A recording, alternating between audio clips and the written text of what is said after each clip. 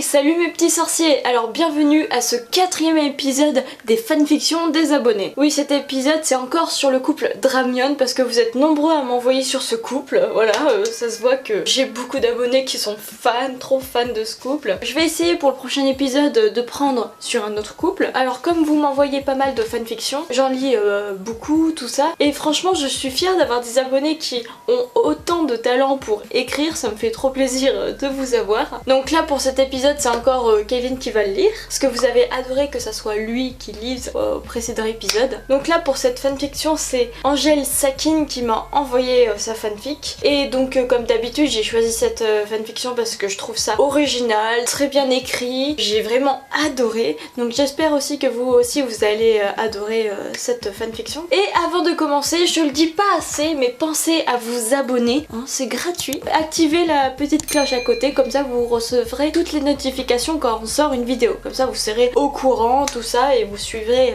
les vidéos qui sortent en temps et en heure. Donc c'est parti pour lire cette fanfiction.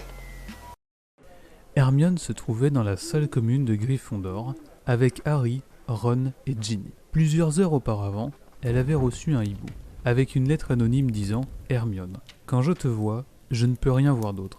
Donc pour toi, je fais cette lettre. Hermione, tu es la plus belle jeune femme que j'ai vue de ma vie. Je t'aime à un point que tu ne peux pas t'imaginer. Si une autre fille voulait de moi, j'attendrais de savoir que tu ne veux pas de moi. Je t'aime Hermione, un anonyme. » Elle ne savait ni qui était ce mystérieux expéditeur, ni à qui pouvait bien appartenir ce hibou. Tout ce qu'elle savait, c'est qu'elle avait un admirateur anonyme. Elle avait simplement répondu « Admirateur anonyme, ne sachant pas qui tu es, il m'est bien impossible de t'aimer ou de te haïr. Tu pourrais être le garçon que j'aime, comme tu pourrais bien être la personne que je hais le plus au monde. Donc excuse-moi, mais sans identité, je ne saurais répondre à ton amour. Hermione Granger. » Ginny sortit vite son amie de ses pensées. « Hermione, tu m'as écouté ? Ah non, excuse-moi Ginny, je pensais à... Non, rien. À quoi pensais-tu ? » Hermione mit du temps à répondre. « Excuse-moi. » Elle partit de la salle commune et alla au dortoir. Hermione prit soin de ramener la mystérieuse lettre reçue il y a peu. Ginny arriva et vit Hermione ranger furtivement un papier en entendant des pas. « Ginny, qu'est-ce que tu fais là ? Je suis encore une Gryffondor à ce que je sache, non ? Donc c'est aussi un peu mon dortoir. C'est quoi ce parchemin ? Rien du tout, je vais dehors. » Hermione sortit. Ginny, qui trouvait que son ami avait l'air étrange, chercha le mystérieux parchemin et le lit vite avant le retour de son ami. « C'est donc ça ?» pensa Ginny.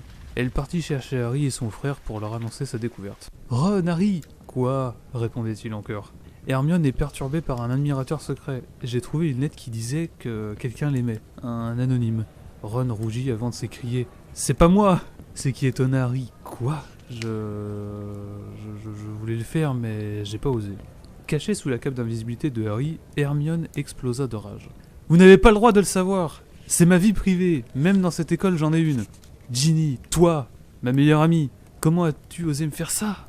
Hermione, Elle n'eut pas le temps de finir sa phrase que Drago Malfoy arriva et dit « Tiens, un Potter, des Weasley et une Granger. Que manigancez-vous encore ?» Hermione rougit et rétorqua « Espèce de sale petit cancrelat, mêle-toi de ce qui te regarde. » Remarquant qu'elle rougissait, Drago l'attrapa par le bras pour l'emmener dans un endroit isolé. Il réussit à transplaner avant que Harry n'attrape la robe de sorcière de son ami. « Qu'est-ce que tu veux, Malfoy ?» À ce moment-là, Drago dit une phrase que Hermione connaissait bien. « Hermione, quand je te vois, je ne peux rien voir d'autre. Donc pour toi, je fais cette lettre. Hermione, tu es la plus belle jeune femme que j'ai vue de ma vie. Je t'aime à un point que tu ne peux pas t'imaginer. Si une autre fille voulait de moi, j'attendrais de savoir que tu ne veuilles pas de moi. Je t'aime Hermione. Ça te dit rien ?» Hermione chuchotait ce qu'elle savait être la réponse de cette lettre. « Admirateur anonyme, ne sachant pas qui tu es. Il m'est bien impossible de t'aimer ou de te trahir. Tu pourrais être le garçon que j'aime, comme tu pourrais bien être la personne que j'ai le plus au monde. Donc excuse-moi, mais sans identité, je ne saurais répondre à ton amour. » Cessant de chuchoter, « C'est toi l'auteur de cette lettre ?» Drago ne répondit que par un sourire gêné. Hermione le regarda attentivement. « Drago, pourquoi ce sourire gêné ?» Il ne répondit pas. Hermione haussa un peu le ton. « Drago !» Hermione comprit la suite de la phrase. Elle fit signe à Drago de se taire. « Chut ! Drago, pourquoi tu n'as pas signé cette lettre ? Et moi qui avais peur que ce soit quelqu'un d'autre. » « Attends, comment ça ? Rien, je te jure. » je sais que ce Weasley est amoureux de toi, secrètement aussi. Pourrais-tu éviter de l'appeler comme ça? Excuse-moi, je reformule. Je sais que Ronald est amoureux de toi secrètement aussi. Je te l'ai dit, avant d'avoir une autre vie avec une fille autre que toi, j'attendrai de savoir que tu ne veux pas de moi. Personne ne parla après cette phrase de Drago. Seule Hermione faisait des gestes. Elle regardait autour d'elle et jetait de temps en temps des petits regards au beau blond qui se tenait devant elle. Ce dernier reprit la conversation. Hermione, penses-tu que quelque chose est possible entre nous? Ta famille... Je me fiche de ce que dira ma famille. Moi, ce que je sais, c'est que je t'aime et que l'amour ne devrait pas avoir de limite. Ma famille n'aime pas la tienne, donc c'est impossible. Drago, Au fur et à mesure qu'il parlait, Hermione se rapprochait de Drago et finit par l'embrasser, oubliant totalement qu'il pouvait à tout moment se faire rattraper. Et ce qui devait arriver arriva, Harry et Ron entrèrent dans la pièce. Aucun des deux amoureux ne les remarqua. Malheureusement, c'était sans compter sur la jalousie de Ron. Malfoy! Drago se détacha de Hermione, tout en continuant de la tenir par la taille, et aperçut les deux garçons. Bonjour. Hermione, c'est quoi ça? Et toi, Malfoy? Tu tombes amoureux d'une sang de bourbe maintenant? Qui aime bien châtie bien, Ron. Moi aussi je pensais haïr Drago, mais je me suis rendu compte que... Que quoi? Que tu l'aimais, cette espèce de...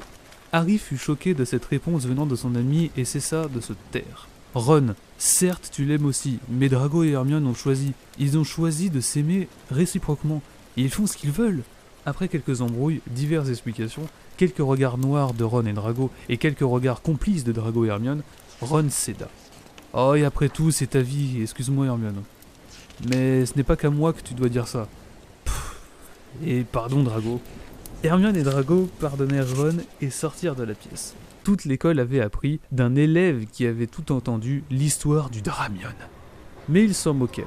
Après tout, l'amour ne devrait pas avoir de limite. Comme l'a dit Drago, Hermione dit à Drago « Je t'aime, moi aussi Hermione ». Et c'est sur cette phrase que l'école au complet, ainsi que Hagrid, Dumbledore, Miss McGonagall et Rogue, virent qu'une personne de famille dite pure et d'une famille dite impure pouvaient vivre ensemble un amour 100% réciproque.